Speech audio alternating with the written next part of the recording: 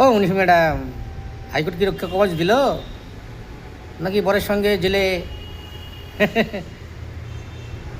কিছুদিন জেলে কাটিয়ে আসো? আর সম্পত্তি যা কামিয়েছো 2 নম্বরই করে, শাস্ত্রাম্য করে, সন্ত্রাসী করে, লোক ঠকিয়ে সেগুলোকে দান করে দাও। গান গেয়ে সংসার চালাচ্ছিলে সেটাই চালাও।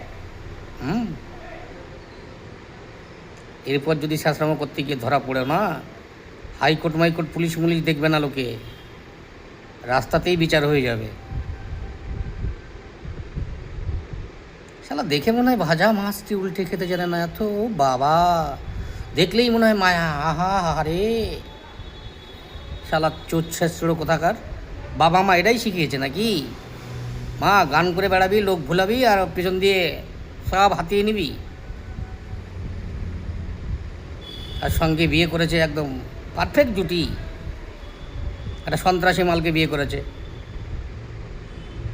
মানে কি বলে না, শুয়োরে চেনে ড্যাশ ড্যাশ ড্যাশ। তো এই জুটির সাথে একদম পারফেক্ট মানিয়েছে।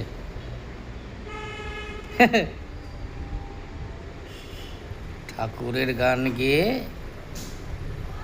2 নম্বরই কাজ। এগুলো সিনেমাতে দেখতাম আগে, বুঝেছ?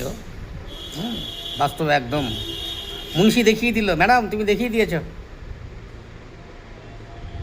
একদম জিন্দাবাদ মুন্সি ম্যাডাম। এবার একটু সাবধানে করো, তাহলে জনগণ খেপে গেলে না গান গাওয়া বেরিয়ে যাবে। ছি।